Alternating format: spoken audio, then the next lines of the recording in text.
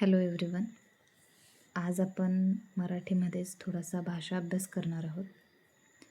तर यामध्ये आज आपण अलंकार अभ्यासतोय. तर बघा, आपण जेव्हा कथा, कादंबरी, कविता, नाटक हे सगळं साहित्य वाचतो, तेव्हा दैनंदिन जगण्यातील भाषेपेक्षा थोडी वेगळी भाषा आपल्याला वाचायला मिळते. आपल्याला साहित्य वाचनाचा आनंद मिळवून देण्यात या भाषेचा मोठा वाटा असतो. दैनंदिन व्यवहारातील भाषेपेक्षा साहित्याची भाषा ज्या घटकामुळे वेगळी ठरते, त्यातीलच एक घटक म्हणजे अलंकार. या अलंकाराचे शब्दालंकार आणि अर्थालंकार हे दोन प्रकार आपल्याला माहीत आहेत. अर्थालंकारांमध्ये ज्या वस्तूला उपमा दिलेली असते तिला म्हणायचं उपमेय, आणि ज्या वस्तूची उपमा दिलेली असते त्याला म्हणायचं उपमान. आता उपमेय आणि उपमानातील साधर्म्यावर आधारित आज आपण काही अलंकाराचा परिचय करून घेऊया. सुरुवातीला पहिला जो अलंकार आहे तो आहे अनुप्रास अलंकार. आता हे मी खूप शॉर्टमध्ये तुम्हाला पटकन लक्षात येईल अशा नोट्समध्ये मी बनवलेलं आहे. आता अनुप्रास अलंकार काय आहे, तर एकाच अक्षराची किंवा वर्णाची वारंवार पुनरावृत्ती झाल्यास अनुप्रास अलंकार होतो. आता फॉर एक्झाम्पल इथं 10 एक्झाम्पल मी घेतलेत. पहिलं म्हणजे बघा, चंचल चिमणी चिवचिव करते. आता या ठिकाणी च च च इथं तिन्ही पहिल्या शब्दामध्ये एकच वर्ण त्याची पुनरावृत्ती झालेली आहे, त्यामुळं तो काय आहे, अनुप्रास अलंकार. अनुप्रास अलंकाराची व्याख्या काय सांगते आपल्याला, की एकाच अक्षराची किंवा वर्णाची वारंवार पुनरावृत्ती झाल्यास अनुप्रास अलंकार होतो. मग त्याची 10 उदाहरणं आपण इथं घेतलेली आहेत. त्यानंतर आहे गगनात गरुड गर्जला, पवन पानांशी पुटपुटला, धडधड धावला धीरज, सळसळ सरिता सागराकडे सरकली, भल्या भल्या भिंती भग्न झाल्या, काळा कावळा कावकाव करतो, रंगीबेरंगी रांगोळ्या रम्य दिसते, फुलांनी फुललेले फुलपाखरू फडफडले, मधुर मंजूळ मुरली वाजली. तर या 10 वाक्यांमध्ये पहा की 3 ते 4 वेळा एकच अक्षर रिपीट झालेलं आहे. ज्यावेळेस रिपीट एखादं अक्षर किंवा वर्ण होतं तर तिथं कोणता अलंकार होतो, तर अनुप्रास अलंकार होतो. त्यानंतर दुसरा जो अलंकार आहे तो आहे उपमा अलंकार. आता या उपमा अलंकाराची व्याख्या आहे, दोन गोष्टींची सारखा, प्रमाणे, जसा, तसा अशा शब्दांनी तुलना केलेली असते, त्या ठिकाणी काय असतो, तर उपमा अलंकार असतो. जसं बघा, आपण एखाद्याचं कौतुक करतो किंवा त्याला उपमा दिलेली असते, त्याच्यासारखा, याच्यासारखा, याप्रमाणे, जसा, तसा, तर त्याला म्हणायचं उपमा अलंकार. त्याची हे उदाहरणं आपण इथं घेतलेली आहेत. पहिलं उदाहरण आहे, तिचा चेहरा चंद्रासारखा आहे. म्हणजे या ठिकाणी बघा, तिचा चेहरा कशासारखा आहे, चंद्रासारखा आहे. म्हणजे तिच्या चेहऱ्याला चंद्राची उपमा दिलेली आहे. म्हणजे इथं या अर्थालंकारामध्ये तिचा चेहरा ते आहे उपमेय, आणि कशाची उपमा दिलेली आहे, चंद्राची. म्हणजे चंद्र आहे उपमान. हे लक्षात ठेवायचं आहे. ज्याला उपमा दिलेली आहे ते उपमेय असतं, आणि ज्या वस्तूची, ज्याची उपमा दिलेली आहे तो काय असतो, तर उपमान असतो. त्यानंतर तो सिंहासारखा शूर आहे. आता इथं तो हा काय आहे, उपमेय आहे, आणि सिंह हा काय आहे, तर उपमान आहे. तिचे डोळे कमळासारखे सुंदर आहेत, ती मोरासारखी नाचते, त्याचा आवाज कोकिळेसारखा गोड आहे, पाणी आरशाप्रमाणे स्वच्छ आहे, मूल फुलासारखे निरागस आहे. ती विद्युल्लतेसारखी चपळ आहे. तो वाऱ्यासारखा धावतो. तिचे केस काळ्या ढगांसारखे आहेत. तर इथं आपण 10 उदाहरणं घेतलेली आहेत उपमा अलंकाराची. तर उपमा म्हणजे काय, तर एखाद्याला दुसऱ्या गोष्टीची किंवा व्यक्तीची उपमा देणे. त्यामध्ये शब्दप्रयोग असतो सारखा, प्रमाणे, जसा, तसा अशा शब्दांचा जर शब्दप्रयोग आपल्याला तिथं जाणवला तर तिथं समजायचं उपमा अलंकार आहे. त्यानंतर तिसरा जो आहे तो आहे रूपक अलंकार. आता रूपक अलंकार म्हणजे काय, तर तुलना न करता एकाला दुसरेच मानले जाते. म्हणजे यामध्ये बघा की तुलना केली जात नाही, पण त्याला दुसऱ्यासारखं मानलं जातं. जसं की उदाहरणं बघूयात आपण. तो सिंह आहे. म्हणजे बघा इथं तो जो कोणी व्यक्ती आहे त्याला सिंह म्हटलं, म्हणजे सिंहासारखं म्हटलंय, पण तुलना केलेली आहे का इथं? नाही, तो डायरेक्ट आहेच अशा पद्धतीनं. म्हणजे इथं त्याच्यासारखं मानलंय, सिंहासारखा आहे, तो शूर आहे असं मानलंय, पण त्याच्याशी तुलना केलेली आपल्याला इथं दिसून येत नाही. अशा वेळेस तो कोणता अलंकार असतो? रूपक अलंकार असतो. ती घराची लक्ष्मी आहे. जर इथं बघा ती घरातील लक्ष्मीसारखी आहे असं जर आलं असतं तर कोणता अलंकार आला असता? उपमा अलंकार आला असता. पण इथं त्यांनी काय केलेलं आहे, ती घराची लक्ष्मीच आहे, तिला मानलेलं आहे, अशा पद्धतीनं इथं रूपक अलंकार दिसून येतो. त्यानंतर बघा, माझा मुलगा घराचा तारा आहे. गुरु म्हणजे ज्ञानसागर आहेत. आई म्हणजे माया आहे. ती वर्गातील चांदणी आहे. तो समाजाचा आधारस्तंभ आहे. शेतकरी देशाचा कणा आहे. सैनिक देशाचे कवच आहेत. पुस्तके ज्ञानाचा खजिना आहे. अशा पद्धतीनं बघा इथं प्रत्येकाला त्या त्या गोष्टीसारखं मानलेलं आहे, पण तुलना केलेली नाही. तर या अशा परिस्थितीमध्ये कोणता अलंकार असतो? तर रूपक अलंकार असतो. त्यानंतर चौथा जो आहे तो आहे उत्प्रेक्षा अलंकार. त्याची व्याख्या अशी आहे, जणू, जणू काही, वाटते अशा शब्दांनी कल्पना व्यक्त केली जाते, त्यावेळेस असतो तो उत्प्रेक्षा अलंकार असतो.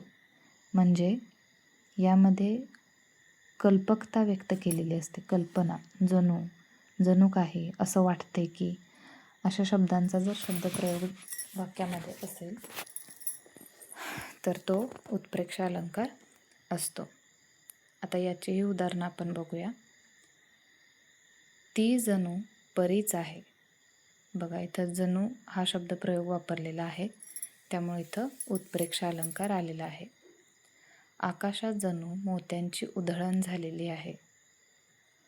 तो जणू काही वीजच आहे. फुले जणू हसत आहेत. नदी जणू गाणे गात आहे. पर्वत जणू आकाशाला टेकले आहेत. चंद्र जणू रुपेरी ताट आहे.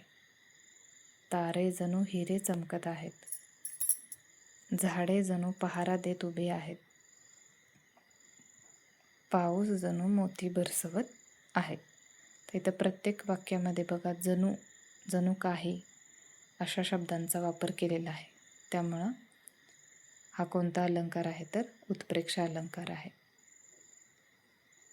त्यानंतर पाचवा अलंकार आहे तो आहे अतिशयोक्ती अलंकार. तर याची व्याख्या काय आहे की एखादी गोष्ट अतिशय वाढवून सांगितली जाते. आता बघा, मी तुला 1000 वेळा सांगितले. इथं काय झालेलं आहे, सांगितलेलं तर किती वेळा असतं? 2 ते 3 वेळा सांगितलेलं असतं.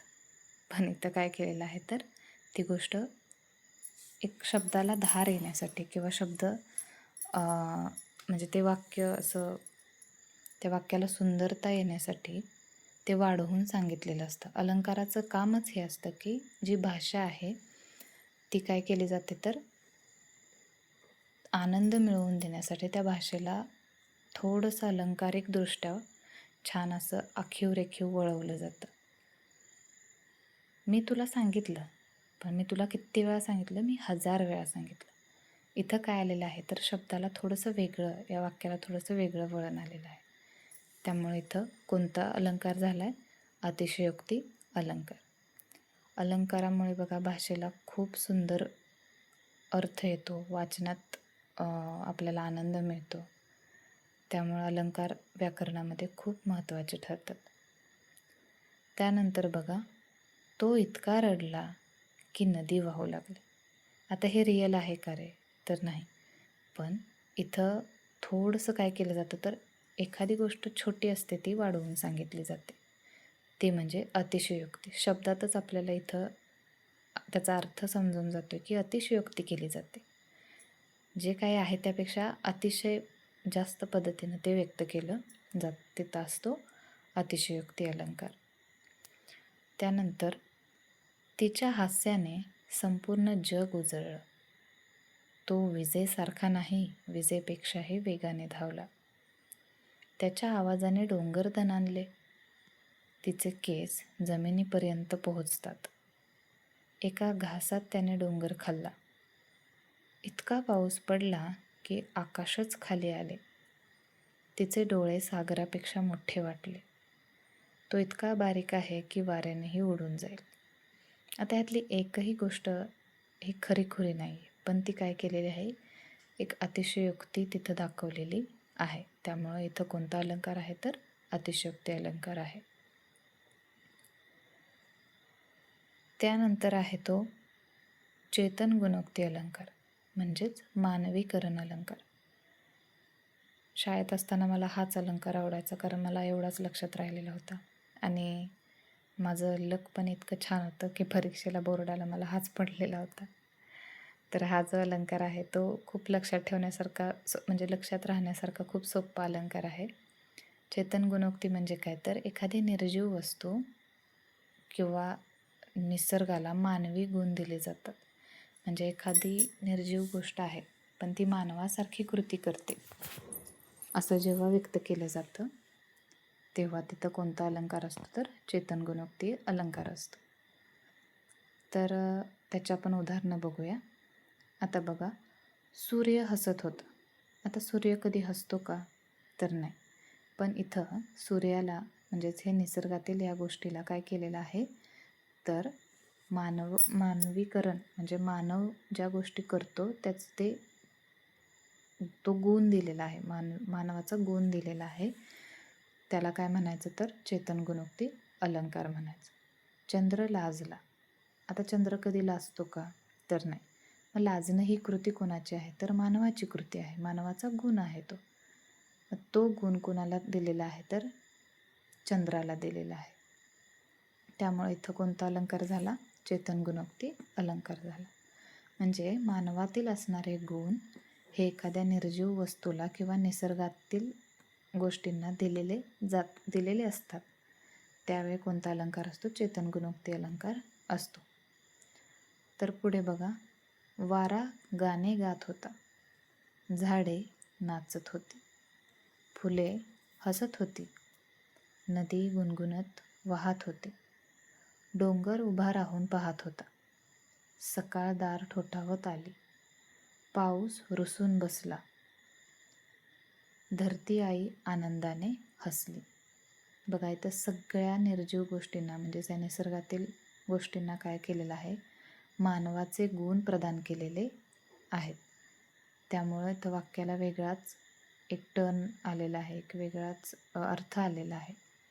तर अशा वेळेस चेतन गुणोक्ती अलंकार असतो, हे आपल्याला लक्षात ठेवणं गरजेचं. त्यानंतर बघा, लक्षात ठेवण्यासारखं जे आपण आत्ता अलंकार बघितले ते पटकन कसे लक्षात ठेवायचे, तर आपण अलंकार बघितले 6. पहिला म्हणजे अनुप्रास, दुसरा पाहिला तो उपमा, त्यानंतर पाहिला रूपक अलंकार, त्यानंतर उत्प्रेक्षा अलंकार, त्यानंतर अतिशयोक्ती अलंकार आणि त्यानंतर चेतन गुणोक्ती अलंकार. आता या प्रत्येक अलंकाराची ओळखण्याची खूण काय आहे, तर अनुप्रास अलंकार कसा ओळखायचा की एकाच अक्षराची काय केली जाते, तिथं पुनरावृत्ती केली जाते. त्यानंतर आहे तो उपमा अलंकार आहे.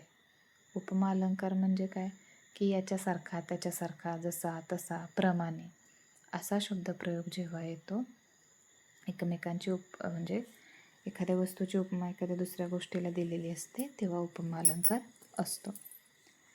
त्यानंतर रूपक अलंकार, थेट एकाला दुसरे म्हटलेले असते. म्हणजे जसं आपण बघितलं तो सिंह आहे, बरोबर. म्हणजे थेट काय केलेलं असतं तर एखाद्या गोष्टीला दुसऱ्यासारखं मानलंच जातं. त्यानंतर उत्प्रेक्षा अलंकार, जणू काही वाटते असं कल्पकता ज्या वाक्यामध्ये मांडलेली असते तिथं उत्प्रेक्षा अलंकार असतो. त्यानंतर आहे तो म्हणजे अतिशयोक्ती अलंकार. अतिशयोक्ती मी शब्दातच त्याचा अर्थ आहे ते सांगितलं की अतिशय वाढवून सांगणं. एखादी गोष्ट जर आपण केलेली असेल पण ती काय करणं, वाढवून सांगणं. त्यानंतर शेवटचा जो आहे तो आहे चेतन गुणोक्ती, म्हणजेच निर्जीव वस्तूला मानवी गुण प्रदान केले जातात आणि भाषेचं सौंदर्य वाढवलं जातं, तो असतो तो चेतन गुणोक्ती अलंकार. अशा पद्धतीनं आपण विविध स्पर्धा परीक्षांसाठी लागणारा मराठी व्याकरणातील सर्वात महत्त्वाचा घटक म्हणजे अलंकार आज आपण अभ्यासलेले आहेत. तर ते तुम्ही नोट करून ठेवा. तुम्हाला याच्या PDF नोट्स हव्या असतील तर मला नक्की कमेंट करा.